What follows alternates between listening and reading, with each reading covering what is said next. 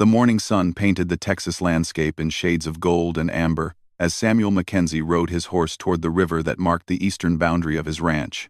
The year was 1885, and life on the frontier remained unpredictable, filled with both promise and danger. Samuel had built his ranch from nothing over the past 15 years, working from dawn to dusk to carve out a life in this harsh but beautiful land. His weathered hands gripped the reins as he guided his horse down the familiar path.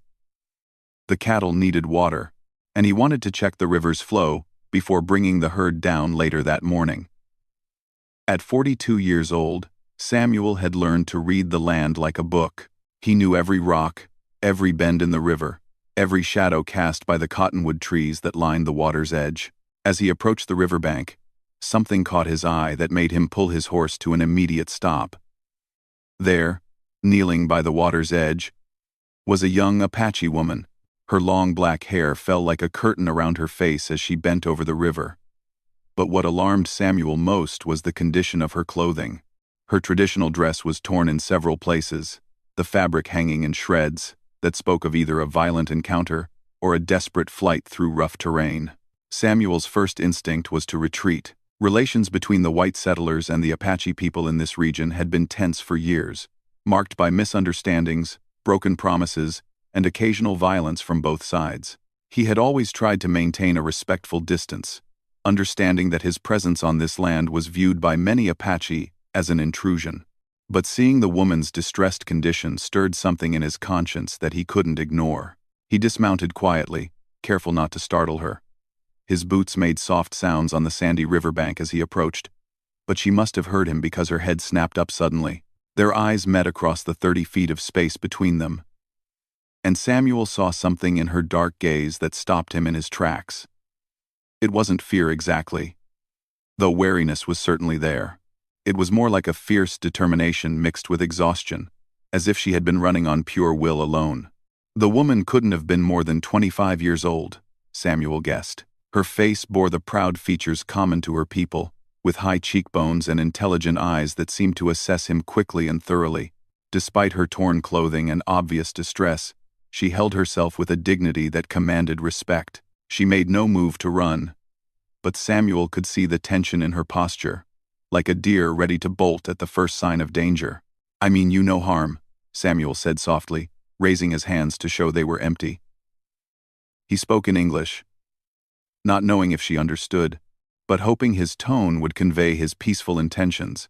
The woman's eyes narrowed slightly as she studied him, and Samuel realized she was taking in every detail of his appearance, from his worn ranch clothes to the rifle secured to his saddle.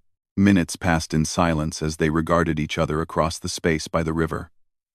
Samuel noticed that she favored her left leg slightly, and there was a small cut on her cheek that had already begun to heal. Whatever had happened to her, it had been recent. The torn condition of her dress suggested she had been traveling through rough country, perhaps fleeing from something or someone. Finally, Samuel took a slow step backward, then another, creating more distance between them. "The water is good here," he said, gesturing toward the river. "Clean and deep. You're welcome to it." He continued backing away until he reached his horse, then mounted without taking his eyes off the woman. She watched him with the same intense attention, never moving from her position by the water. As Samuel prepared to leave, he made a decision that would change both their lives. Instead of riding directly away, he guided his horse to a large boulder about 100 yards downstream. There, shielded by the rock and some scrub brush, he dismounted and settled in to wait and watch. Something about the woman's situation troubled him deeply, and his instincts told him she might be in danger from more than just the harsh environment. From his hidden position, Samuel could see the woman clearly as she returned her attention to the river. She cupped the water in her hands and drank deeply, then splashed some on her face and the cut on her cheek. Her movements were careful and deliberate, but Samuel noticed how frequently she glanced around, as if expecting someone or something to appear at any moment. The woman remained by the river for nearly an hour, resting in the shade of the cottonwood trees. Samuel found himself wondering about her story. Apache women rarely traveled alone, especially not in the condition this one was in. Had she been separated from her people? Was she running from danger? The questions multiplied in his mind as he watched her. It was approaching midday when Samuel first heard the sound that made his blood run cold. Hoofbeats, coming from the direction of the mountains, moving fast and with purpose. The woman heard them too. Her head jerked up, and Samuel saw fear cross her features for the first time. She rose quickly to her feet, scanning the landscape for cover or escape routes. 3 riders appeared on the ridge above the river, and Samuel's heart sank as he recognized them. Jake Morrison and his 2 sons, Tom and Billy, were known throughout the territory as troublemakers. Jake had a small ranch to the north, but it was common knowledge that he made most of his money through less legitimate means. The Morrison family had a reputation for violence and a particular hatred for the Apache people that went beyond the general tensions of the frontier. Samuel watched as the 3 men spotted the woman by the river. Even from his distance, he could hear Jake Morrison's harsh laughter carry across the water. The woman began moving away from the river, but the torn condition of her dress and her slight limp made swift movement difficult. The Morrisons spurred their horses down the slope, clearly intent on reaching her before she could escape. The situation unfolding before Samuel's eyes filled him with a cold anger. He had suspected that Jake Morrison and his sons were responsible for several recent incidents involving Apache people in the area, but the local law was either unwilling or unable to prove anything. Now, seeing them pursue this lone woman, Samuel knew he couldn't stand by and do nothing. He checked his rifle and mounted his horse. But as he prepared to ride out from his hiding place, something unexpected happened. The Apache woman stopped running. She turned to face the approaching riders, and even from his distance, Samuel could see the change in her posture. Gone was any hint of fear or submission. She stood straight and proud, her chin raised in defiance, as if she had decided to make her stand right there by the river. Jake Morrison reached her first, sliding his horse to a stop just feet away from where she stood. Samuel was too far away to hear the words that were exchanged, but he could see the cruel smile on Morrison's face and the way his sons flanked the woman to cut off any escape routes. The woman spoke to them, her voice carrying a tone of authority that seemed to surprise the 3 men. Samuel had started moving his horse closer, using the trees and brush along the riverbank for cover, when he saw Jake Morrison dismount and advance on the woman. That was when Samuel knew he had to act. He spurred his horse forward, breaking from cover and riding hard toward the confrontation. The sound of his approach caused all 4 people by the river to turn in his direction. Jake Morrison's face darkened when he recognized Samuel, while his sons reached instinctively for their weapons. The Apache woman's expression was harder to read, but Samuel thought he saw something like relief flicker in her eyes. "Morrison," Samuel called out as he brought his horse to a stop within speaking distance. "Having yourself a fine morning, I see." "Mackenzie," Jake replied, his voice filled with hostility. "This ain't none of your business. We found ourselves a stray Apache, and we're just having a little conversation with her." Samuel's eyes moved to the woman, taking in her defensive posture and the way she kept the 3 men in sight at all times. Up close, he could see that her dress wasn't just torn from travel through rough country. The damage looked deliberate, as if someone had grabbed at the fabric with violent intent. "Looks to me like the lady doesn't much care for the conversation," Samuel said, keeping his voice level but letting his hand rest casually near his rifle. "Maybe it's time to let her be on her way." Tom Morrison, the older of Jake's 2 sons, spoke up with a sneer. "Since when do you care what happens to Apaches, Mackenzie? Last I heard, you were as eager as anyone to see them moved off to the reservations where they belong." Samuel felt his temper rising, but he kept his voice steady. "I've never been eager to see anyone hurt, Tom, and I've never been one to stand by and watch 3 men corner one woman, regardless of who she might be." The tension by the river was now thick enough to cut with a knife. Jake Morrison's hand moved closer to his gun, while his sons spread out slightly to give themselves better fighting positions. Samuel was outnumbered, but he had the advantage of being mounted, and his reputation with a rifle was well known throughout the territory. The Apache woman had remained silent throughout this exchange, but now she spoke. Her English was clear and precise, with only a slight accent marking her heritage. "I require no assistance from any of you," she said, her voice carrying the kind of authority that made all 4 men look at her with surprise. I am traveling to my people, and I will not be delayed by this foolishness. Jake Morrison laughed, but there was something nervous in the sound. Well, well, he said. The savage speaks English. That's convenient. Makes it easier for us to explain what's going to happen next. The Redder 5. R5. R5. R5. R5. R5. R5. R5. R5. R5. R5. Samuel saw the woman's eyes flash with anger at the slur, and he knew the situation was about to escalate beyond words. He urged his horse forward another step, placing himself between the woman and Jake Morrison. I think what's going to happen next, Samuel said quietly, is that you and your boys are going to mount up and ride out of here. This woman hasn't done anything to you, and she's not on your land. Hell, she's not even on mine. This riverbank belongs to everyone who needs water. The standoff continued for several long moments, with neither side willing to back down. Samuel could feel the weight of the decision hanging in the air.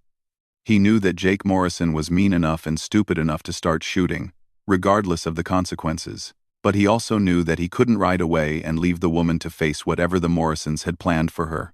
It was Billy Morrison, the younger son, who finally broke the tension. Pa, he said nervously, maybe we should just go. Mackenzie's got friends in town. And if something happens to him out here, Jake Morrison's face flushed red with anger, but Samuel could see him calculating the odds.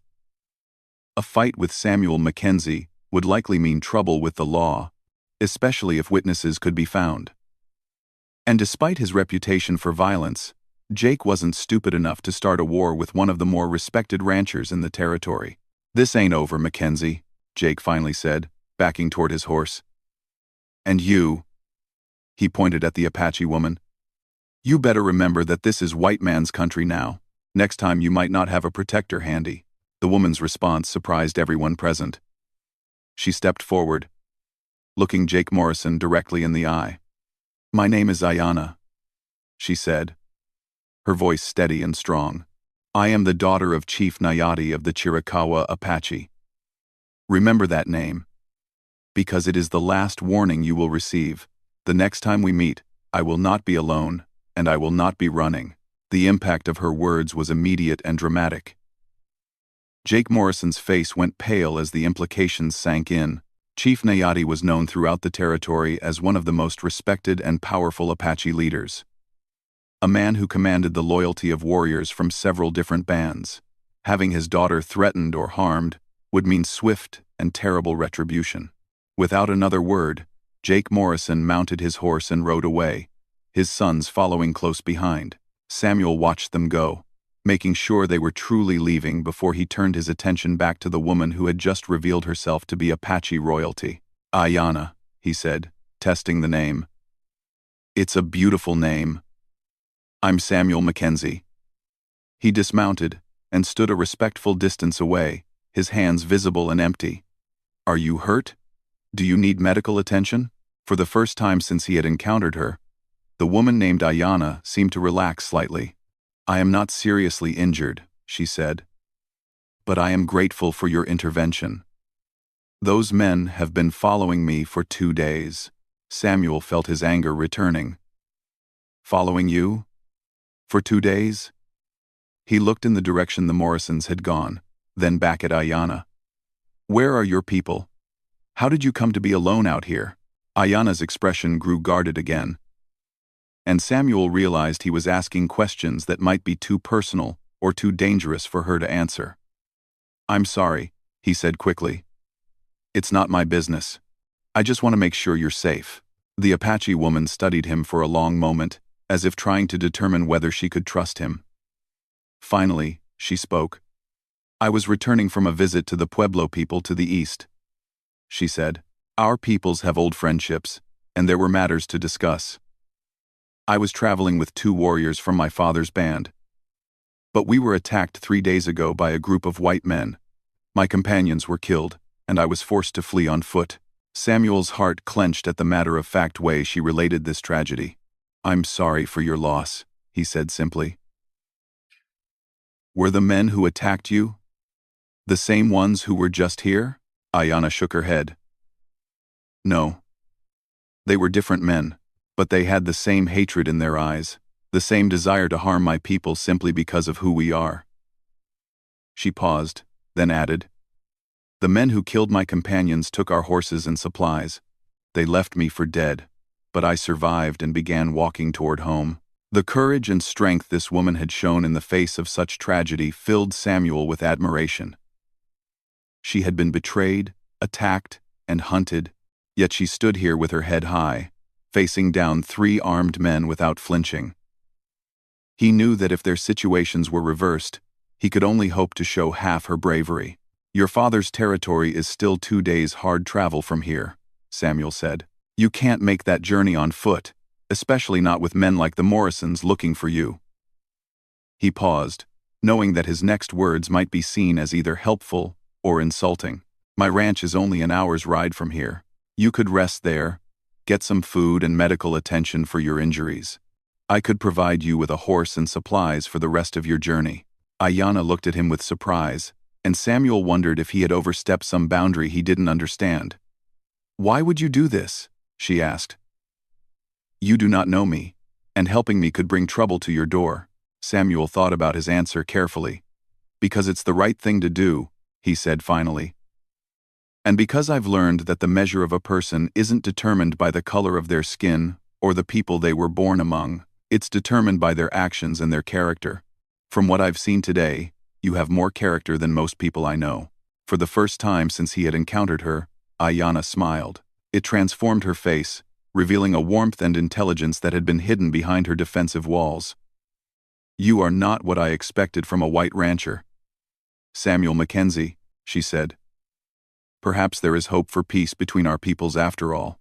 As they stood by the river, with the morning sun climbing higher in the sky, Samuel realized that his simple trip to check the water flow had turned into something much more significant. He was about to offer sanctuary to the daughter of an Apache chief, a decision that could have far-reaching consequences for both of them. But looking at this remarkable woman, seeing her strength and dignity in the face of such hardship, he knew he could make no other choice. The first part of their story was ending. But Samuel had the feeling that it was really just the beginning of something much larger and more important than either of them could imagine. The ride to Samuel's ranch passed in comfortable silence, with Ayana riding behind him on his horse. She had accepted his offer of help after a long moment of consideration, recognizing that her injured leg and lack of supplies made continuing on foot a dangerous proposition. As they traveled, Samuel found himself acutely aware of her presence. The way she held herself straight despite her exhaustion, and how her eyes constantly scanned their surroundings for potential threats. The Mackenzie Ranch sprawled across a valley between 2 low hills, with the main house built from local stone and timber that had weathered to a silvery gray. Corrals and outbuildings dotted the landscape, and cattle grazed peacefully in the distance. It was a modest operation compared to some of the larger spreads in the territory, but Samuel had built it with his own hands and was proud of what he had accomplished. As they approached the house, Maria Gonzalez emerged from the kitchen door, wiping her hands on her apron. Maria had worked for Samuel for 8 years, managing his household with the efficiency of a general commanding an army. She was a woman in her 50s, with graying hair pulled back in a practical bun and eyes that missed nothing. When she saw Ayana climbing down from Samuel's horse, her eyebrows rose slightly, but she showed no other sign of surprise. "Maria," Samuel said, dismounting and helping Ayana down. "This is Ayana. She's had some trouble and needs our help. Can you prepare the guest room and maybe find some suitable clothing?" Maria's experienced gaze took in Ayana's torn dress and obvious exhaustion in a single glance. "Of course, Señor Samuel," she said, stepping forward with the natural kindness that had made her invaluable to the ranch. "Come, Señora, let me help you." Ayana hesitated, looking between Samuel and Maria with uncertainty. "I do not wish to impose," she said. "Perhaps I could rest in one of your outbuildings until morning." "Nonsense," Samuel replied firmly. "You're a guest in my home, and you'll be treated as such. Maria will take good care of you." He turned to his housekeeper. She's been traveling for days without proper food or rest, and she has some injuries that need tending. Maria nodded and moved closer to Ayana with the confidence of a woman accustomed to helping others. "Come, Mija," she said gently, using the Spanish endearment that she applied to anyone she felt needed mothering. "A hot meal and clean clothes will make you feel much better." As Maria led Ayana toward the house, Samuel tended to his horse and tried to process the morning's events. He had acted on instinct when he saw the Apache woman in distress, but now he was beginning to understand the complexity of the situation he had involved himself in. Ayana was not just any Apache woman. She was the daughter of a chief, and her presence at his ranch could be interpreted in many different ways by many different people. An hour later, Samuel was reviewing his account books in his study when Maria knocked on the door. "She is resting now, Señor Samuel," the housekeeper reported. "I gave her some of my daughter's old dresses, and I cleaned and bandaged her injuries. She has been through much, that one, but she is strong." "What did she tell you?" Samuel asked, setting aside his papers. "Little," Maria replied. "But I have eyes, and I have raised 4 children. She has been running hard for days, and she has seen violence. The cuts on her hands and arms, they are from fighting through brush and thorns, but the fear in her eyes, that comes from men with bad intentions." Samuel nodded grimly. "The Morrison family was tracking her when I found her at the river. Jake and his boys had some unpleasant plans, I think." Maria's face darkened. "Those hombres are trouble. You did right to help her, but you must be careful. Jake Morrison has a long memory and a short temper." Before Samuel could respond, they heard the sound of horses approaching the ranch. Through the window, he could see 3 riders coming up the drive, and his heart sank when he recognized them. Sheriff Tom Bradley rode in the center, flanked by 2 of his deputies. Bradley was an honest man, but he was also a practical politician who understood that keeping the peace often meant making compromises that Samuel didn't always agree with. "Trouble," Maria muttered, and Samuel nodded as he rose from his desk. Samuel met the lawman on his front porch, stepping outside and closing the door behind him. Sheriff Bradley was a man of medium height, with thinning brown hair and a mustache that had gone gray at the edges. He had been sheriff for 12 years, and the job had aged him considerably. "Afternoon, Sam," Bradley said, touching the brim of his hat. "Mind if we step down and have a word?" "Of course," Samuel replied, though his tone suggested otherwise. "What brings you out this way, Tom?" The sheriff dismounted along with his deputies, both of whom Samuel recognized as competent men who usually followed Bradley's lead in difficult situations. "We had a visit from Jake Morrison about an hour ago," Bradley began, his voice carefully neutral. "He says you're harboring a hostile Apache here on your ranch." Samuel felt his temper flare, but he kept his voice level. "Jake Morrison says a lot of things, Tom. Most of them aren't worth the air he wastes saying them." "Maybe so," Bradley replied. "But this is a serious accusation. He says this Apache woman made threats against him and his family. Says she claimed to be the daughter of that Chiricahua chief, Nayati." "She is the daughter of Chief Nayati," Samuel said bluntly. "And the only threats made at that river came from Jake and his boys. They were tracking this woman like animals, Tom, and they had no good intentions." Bradley removed his hat and ran his hand through his hair, a gesture Samuel recognized as a sign of the sheriff's frustration. "Sam, you know I respect you, but you're putting me in a hell of a position here. Relations with the Apache are delicate right now, and if word gets out that you're sheltering the daughter of a chief—" "She's not a prisoner," Samuel interrupted. "She's an injured woman who needs help getting home safely. If that's a crime, then you better arrest me right now." Deputy Frank Collins, the younger of Bradley's 2 men, spoke up. "Mr. Mackenzie, the thing is, we don't know what she might be planning. For all we know, she could be gathering information about our defenses, or signaling her father's warriors." Samuel turned to look at Collins with barely concealed contempt. "Frank, that's about the most ignorant thing I've heard all week, and considering I had to listen to Jake Morrison this morning, that's saying something. This woman has been running for her life for 3 days. Her companions were murdered by white men, and she's injured and exhausted. The only thing she's planning is to get home alive. Sheriff Bradley held up his hand to prevent Collins from responding. Sam, I believe you mean well. But I have to think about the bigger picture here. If something happens to this woman while she's on your ranch, if she gets hurt, or if her people think we're holding her against her will, it could mean trouble for everyone in the territory. And if I turn her out to face Jake Morrison and men like him, Samuel asked, what kind of trouble will that bring? Tom, you've known me for 15 years. Have I ever given you reason to doubt my judgment?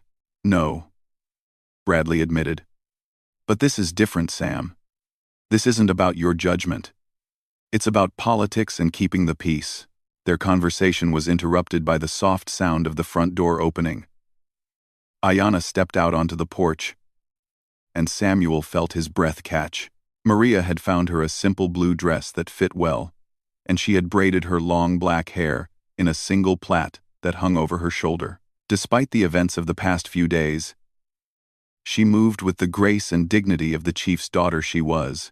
Good afternoon, she said, addressing the sheriff directly. I am Ayanna, daughter of Chief Nayati, of the Chiricahua Apache. I understand there are questions about my presence here. Sheriff Bradley removed his hat respectfully, though Samuel could see the tension in his posture. Ma'am, he said carefully, I'm Sheriff Bradley. We're just trying to understand the situation. Ayanna's eyes moved from the sheriff to his deputies, taking their measure with the same careful assessment Samuel had witnessed at the river. The situation is simple, she said. I was traveling home when I was attacked by white men who murdered my companions. I escaped and have been walking toward my father's territory. This morning, 3 other white men were hunting me when Mr. Mackenzie intervened. He has offered me sanctuary until I can continue my journey safely. Now see, that's where we have a problem, Deputy Collins said, stepping forward slightly. You can't just wander around the territory unescorted. There are rules about that. Ayanna's expression grew cold.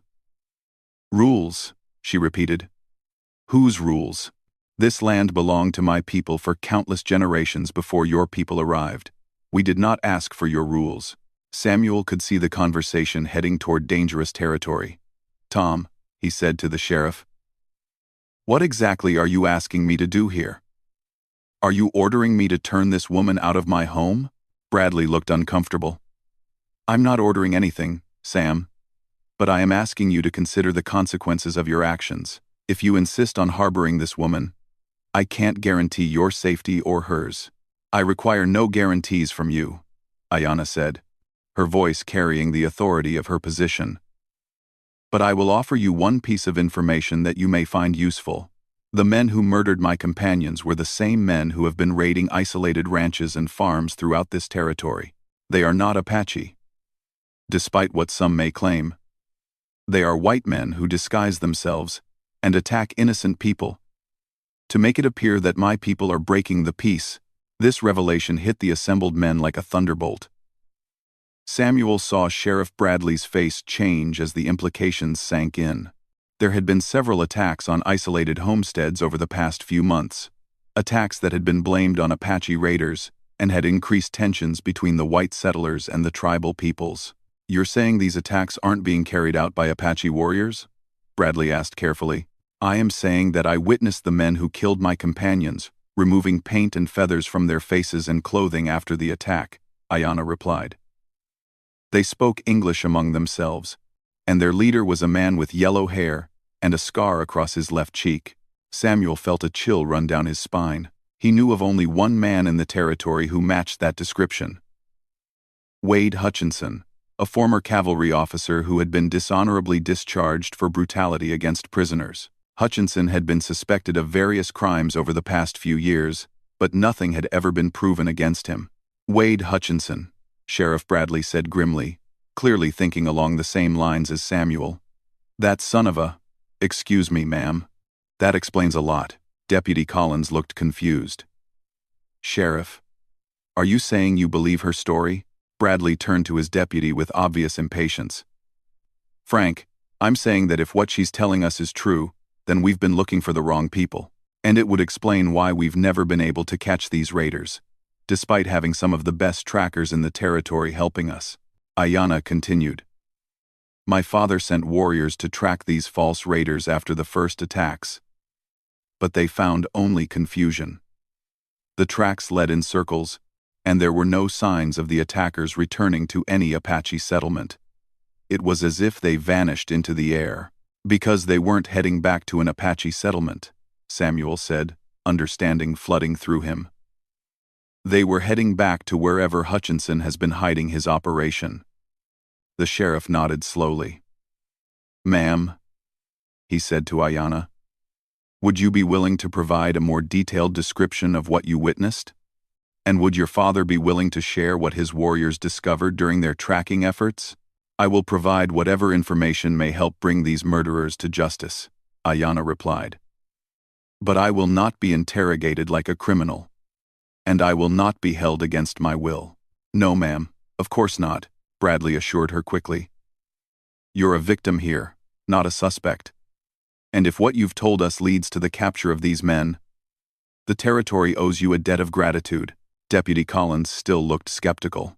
Sheriff, even if her story is true, the fact remains that she's the daughter of a hostile chief. Having her here could still cause problems. Ayanna's eyes flashed with anger.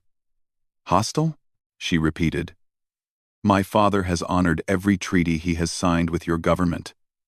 He has kept his warriors from raiding, even when white men steal our cattle and burn our sacred sites.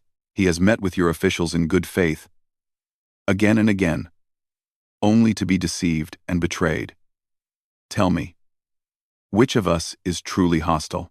The deputy had no answer for that.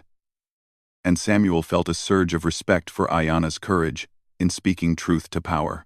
She was outnumbered and far from her people, but she refused to be intimidated or silenced. Sheriff Bradley cleared his throat. Ma'am, you're right that your people have been more peaceful than some would have us believe, and if your information helps us catch the real raiders, well, that could go a long way toward improving relations all around. As the afternoon wore on, Ayanna provided the sheriff with a detailed account of the attack on her party and everything she had observed about the false raiders. Samuel watched her carefully as she spoke, impressed by her composure and the precision of her memory. She described the attackers' weapons, their horses, their approximate ages and builds, and the direction they had taken after the attack. They seemed very familiar with the terrain, she said. They knew exactly where they were going, as if they had used that escape route many times before. And they spoke of the boss wanting to increase the frequency of attacks to drive more settlers away from the eastern valleys. Sheriff Bradley exchanged glances with his deputies. The eastern valleys, he repeated.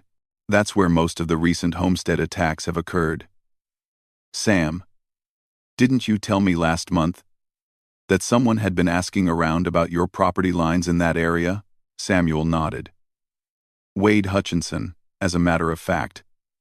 He said he was looking for good grazing land for a cattle operation he was planning to start. I told him I wasn't interested in selling, but he kept pushing, asking about water rights and access roads.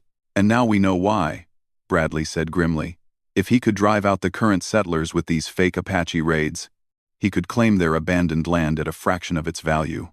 As the pieces of the puzzle fell into place, Samuel realized that Ayanna's arrival at his ranch had been a blessing in more ways than one. Not only had he been able to help someone in need, but her information might finally solve a mystery that had been plaguing the territory for months. The sheriff and his deputies prepared to leave, but before mounting their horses, Bradley turned back to Samuel. Sam, I want to thank you for doing the right thing here. And ma'am, he said to Ayanna, I hope you'll accept my apology for the reception you received. Your information may save lives and prevent a war that nobody wants. Ayanna inclined her head graciously. I accept your apology, Sheriff Bradley.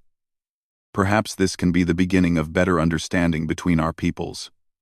As the lawmen rode away, Samuel and Ayanna stood together on the porch, watching them disappear into the distance. The sun was beginning to set, painting the sky in brilliant shades of orange and purple, and Samuel realized that the day's events had changed everything between them. You didn't have to tell them about the false raiders, he said. "You could have simply asked for safe passage home." Ayana turned to look at him. And in the fading light, her eyes seemed to hold depths that he had only just begun to explore. "Justice is important to my people," she said. "And so is truth. These men, who murdered my companions and blame my people for their crimes, they must be stopped." Samuel found himself drawn to this remarkable woman's strength and integrity. She had lost friends to violence, had been hunted and threatened. But instead of seeking only safety, she was willing to help ensure that others would not suffer the same fate. "How long will it take to arrange safe passage back to your father's territory?" he asked, though part of him dreaded the answer. "A few days, perhaps," Ayana replied. "Long enough for word to reach my people, and for warriors to come escort me home. But Samuel, I want you to understand that my staying here may still bring danger to your door. Not all white men will see the truth as clearly as Sheriff Bradley did." Samuel thought of Jake Morrison and men like him, people who would see Ayana's presence as either an opportunity for violence or a threat to be eliminated. "Let them come," he said quietly. "This is my land, and you're under my protection." The simple words carried more weight than either of them fully understood at the moment. As they stood together in the gathering dusk, both Samuel and Ayana sensed that their lives had become intertwined in ways that would have lasting consequences. Later that evening, as they shared a meal prepared by Maria's capable hands, Samuel found himself learning more about the woman who had so dramatically entered his life. Ayana spoke of her education at a mission school, her role as an intermediary between her father and government officials, and her deep love for her people's traditional ways. She was intelligent, compassionate, and surprisingly well-versed in the politics and challenges facing both Apache and white communities. "Your father must value your counsel greatly," Samuel observed as they talked. "He does," Ayana replied. "But that is also why my capture or death would be so devastating to him. I am not just his daughter. I am his voice in negotiations with your government. My loss would mean more than personal grief. It would mean the loss of one of the few bridges between our worlds." Samuel understood now why Jake Morrison's pursuit of her had been so persistent, and why her escape was so important. She represented hope for peaceful coexistence, something that men like Morrison and Hutchinson viewed as a threat to their own violent ambitions.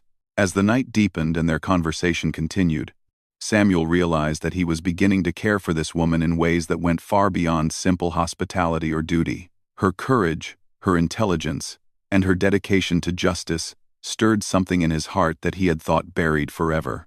But he also understood that the growing feelings between them would face obstacles that seemed almost insurmountable. She was Apache royalty, the daughter of a chief, with responsibilities to her people that could never be set aside. He was a white rancher whose very presence on this land was viewed by many Apache as an intrusion.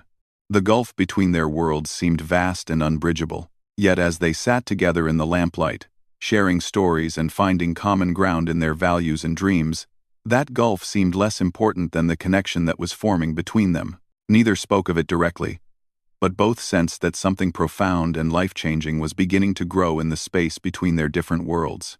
2 days passed peacefully at the Mackenzie Ranch, during which Ayana's strength returned and her injuries healed under Maria's careful attention. Samuel found himself looking forward to their conversations each evening, when they would sit on the porch and share stories about their very different worlds. She told him about Apache customs and traditions, while he spoke of his dreams for the ranch and his hopes for a more peaceful territory. On the third morning, Samuel was awakened before dawn by the sound of horses approaching fast. He grabbed his rifle and moved to the window, peering out into the gray pre-dawn light. 4 Apache warriors rode into his yard, their horses lathered with sweat from hard travel. Even in the dim light, Samuel could see that these were experienced fighters, men whose very presence commanded respect. Ayana appeared beside him at the window, still wearing the nightgown Maria had given her, but moving with alert urgency. "They are my father's men," she said quietly, "led by Nalnish, my father's most trusted war leader." Samuel felt his stomach tighten. The arrival of these warriors meant that word of Ayana's situation had reached Chief Nayati, and Samuel couldn't be sure whether they had come to escort her home or to exact revenge for her treatment at the hands of white men. "Stay inside," he told Ayanna. "Let me talk to them first." But Ayanna shook her head. "No, Samuel. They have come for me, and I must speak with them. But I want you beside me when I do." They dressed quickly and stepped out onto the porch together. The 4 Apache warriors had dismounted and stood in a line facing the house. Their leader, a man of perhaps 40 with scars on his arms that spoke of many battles, stepped forward when he saw Ayanna. "Ayanna," he said in Apache, his relief evident in his voice, "your father sent us to find you. Are you harmed?" Ayanna replied in her native language, speaking rapidly and gesturing toward Samuel. Samuel couldn't understand the words, but he could read the body language of the warriors as their initial tension gave way to something like surprise and then grudging respect. Finally, Ayanna switched to English so Samuel could understand. "I have told them of your kindness, Samuel Mackenzie," she said, "and of the information we have shared with your sheriff about the false raiders." Nalnish studied Samuel with dark eyes that seemed to see everything. When he finally spoke, his English was heavily accented but clear. "My chief's daughter says you risked your life to protect her from bad white men. She says you offered her sanctuary when she had nowhere else to turn. This is not what we expected to find." "I did what any decent person would do," Samuel replied simply. "Your daughter is a remarkable woman. It has been an honor to help her." The war leader's expression softened slightly. "Chief Nayati wishes to meet with you, Samuel Mackenzie. He would know the man who helped his daughter and who may have prevented war between our peoples." Before Samuel could respond, the sound of more horses interrupted their conversation. This time, it was Sheriff Bradley returning with a larger posse, including several men Samuel didn't recognize. As they approached, Samuel noticed that one of the strangers wore a federal marshal's badge. "Looks like we have a gathering," Bradley said as he dismounted. "Sam, these are federal marshals from Fort Davis. They're here about those raiders we discussed." The lead marshal, a tall man with gray hair and weathered features, stepped forward. "I'm Marshal James Thornton," he said. "We've received information about false flag attacks being carried out against settlers in this territory. I understand you have a witness who can help us." Ayanna stepped forward with the same composure Samuel had come to admire. "I am the witness," she said. "I saw the men who murdered my companions, and I heard them speak of their plans." Marshal Thornton's eyes widened slightly when he realized who she was. "You're Chief Nayati's daughter," he said. "Ma'am, your testimony could be crucial to ending these attacks and preventing a war that nobody wants." Nalnish had been listening to this exchange with growing interest. Now he spoke up. "These false raiders, they kill Apache and blame Apache for their crimes? That's exactly what they've been doing," Marshal Thornton confirmed. "And if we can prove it, we can put a stop to their operation and punish the men responsible." What followed was a detailed discussion of strategy. Ayanna's information about the raiders' appearance and escape route had given the authorities their first solid leads in months. Marshal Thornton had already sent men to investigate the area where the attacks had taken place, and they had found evidence supporting Ayanna's account. "We believe we've located their base of operations," the marshal explained. "It's a canyon hideout about 20 miles east of here. We're planning to move on them today, but we wanted to coordinate with local authorities first." Sheriff Bradley nodded. "We'll provide whatever support you need. This has gone on long enough." Nalnish surprised everyone by offering Apache assistance. "My warriors know this land better than any white man," he said. "We can guide your men through country they do not understand." Marshal Thornton looked uncertain. "I appreciate the offer, but bringing Apache warriors into a federal operation—" "Marshal," Ayanna interrupted. "These men have been using Apache identity to commit their crimes. Who better to help capture them than the people they have wronged? My father's warriors seek justice just as you do." Samuel watched this unprecedented cooperation forming between Apache warriors and federal marshals, and he realized that Ayanna's ordeal might actually lead to something positive. The false flag attacks had been driving the two communities further apart, but now, working together to stop them might create a foundation for future understanding. The strategy session continued through the morning, with maps spread on Samuel's dining room table, and Maria providing coffee and food for the mixed group of lawmen and warriors. Samuel found himself serving as an unofficial translator. Not just of languages but of customs and concerns between the two groups. It was agreed that Marshal Thornton would lead a combined force to the raiders' hideout, with Nalnish and 2 of his warriors serving as guides. Sheriff Bradley would coordinate with local ranchers to ensure that no innocent people got caught in the operation, and Samuel volunteered to help with that effort. As the posse prepared to depart, Ayanna asked to speak privately with her father's war leader. Samuel watched them converse in rapid Apache, noting the serious expressions on both their faces. When their conversation ended, Nalnish approached Samuel.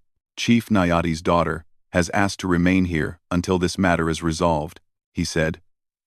"She believes her presence may be needed to verify the capture of the right men. Do you agree to continue offering her protection?" Samuel felt his heart skip a beat. He had been dreading Ayanna's departure, but he hadn't dared hope she might stay longer. "Of course," he said. "She's welcome here as long as she wishes to remain."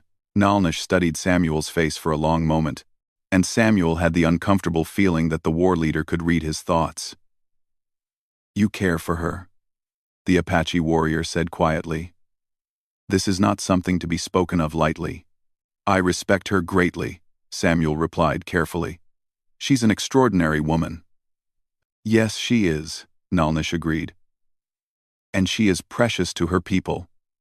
Remember that, Samuel Mackenzie." The warning was clear, and Samuel nodded his understanding. Whatever feelings were growing between him and Ayanna, they existed within a larger context of tribal politics and cultural differences that could not be ignored. The posse departed at midday, leaving Samuel and Ayanna alone at the ranch except for Maria, who discreetly busied herself with household chores that kept her far from wherever the 2 of them happened to be talking. The afternoon passed quietly. But there was an underlying tension in the air as both Samuel and Ayanna tried to process the morning's events and what they might mean. It was near evening when they heard gunfire in the distance, coming from the direction of the canyon hideout. The sound echoed off the hills for several minutes before falling silent, leaving them to wonder about the outcome of the marshal's operation. "Do you think they found them?"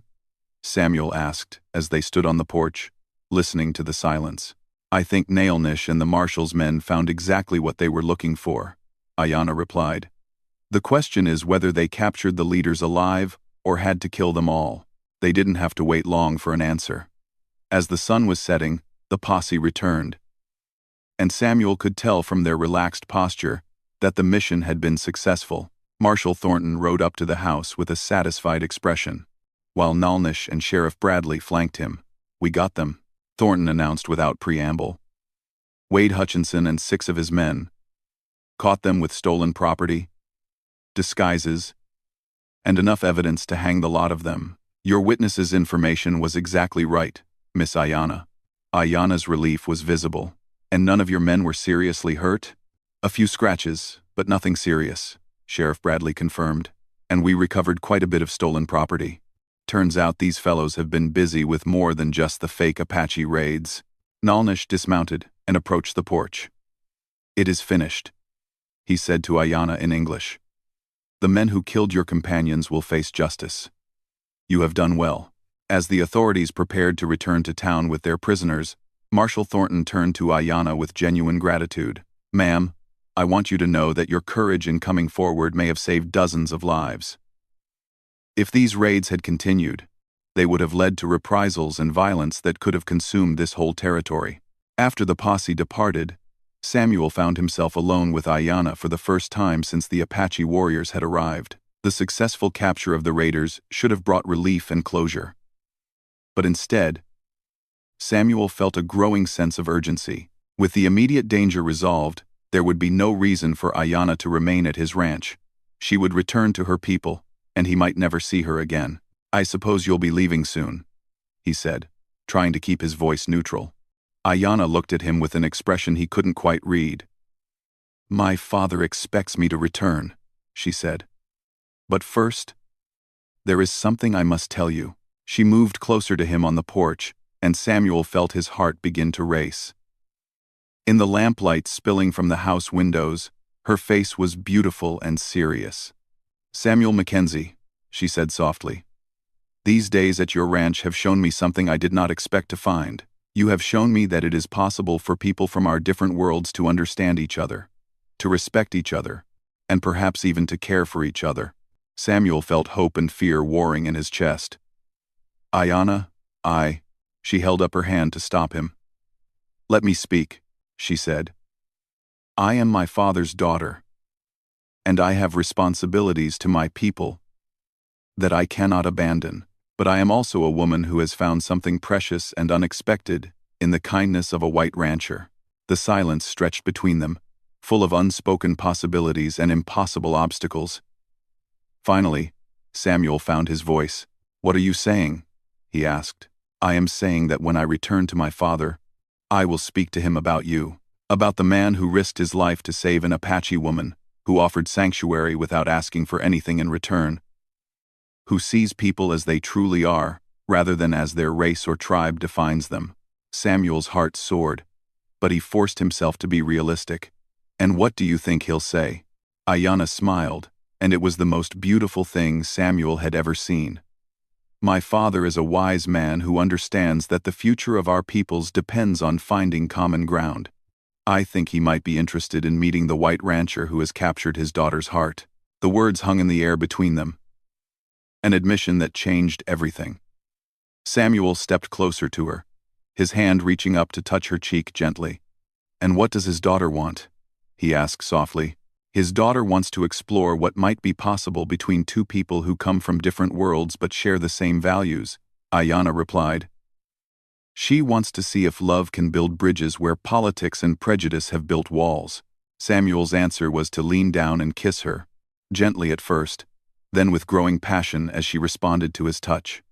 When they finally separated, both were breathing hard, and the world around them seemed to have shifted on its axis.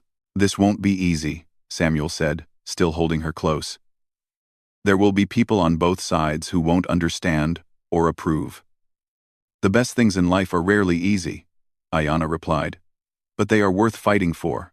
They spent the rest of the evening talking about possibilities and challenges, about dreams and obstacles. Samuel learned that Chief Nayati had been advocating for peaceful coexistence with white settlers for years, and that he might be more open to an unusual alliance than Samuel had dared hope. Ayanna learned that Samuel had always believed that the future of the territory depended on mutual respect and cooperation between all its peoples.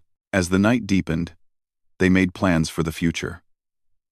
Ayanna would return to her father and share the story of her rescue and the cooperation that had led to capturing the false raiders. She would speak of Samuel's character and his potential value as an ally to the Apache people. If Chief Nayati was receptive, she would arrange for him to meet Samuel officially. "And if he's not receptive?" Samuel asked. Ayanna's eyes flashed with the same determination he had seen at the river. "Then I will have to choose between my duty to my people and my heart. But I believe it won't come to that. My father wants peace, Samuel. You could be an important part of achieving that peace." The next morning dawned clear and bright, bringing with it the return of Nalnish and the other Apache warriors. They had come to escort Ayanna home, and Samuel knew that the time for farewell had arrived. As Ayanna prepared for the journey, Maria packed food and supplies for her, tears in the older woman's eyes. "You come back, Mija," Maria said, embracing Ayanna warmly. "You are always welcome in this house." Samuel walked with Ayanna to where the warriors waited with their horses.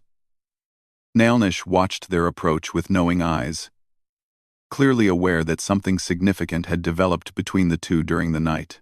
"I will send word as soon as I can," Ayanna said quietly, taking Samuel's hands in hers.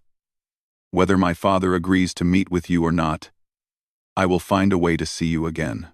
Samuel squeezed her hands gently. "I'll be waiting," he promised. "Whatever happens, I'll be here." The farewell was brief but intense, witnessed by the Apache warriors who showed no disapproval of the obvious affection between Samuel and their chief's daughter. Nalnish even nodded respectfully to Samuel as the group prepared to depart. "You are not what I expected from a white rancher, Samuel Mackenzie," the war leader said. Perhaps there is hope for understanding between our peoples after all. Right, as Samuel watched Ayanna ride away with her escort, he felt both loss and hope battling in his heart.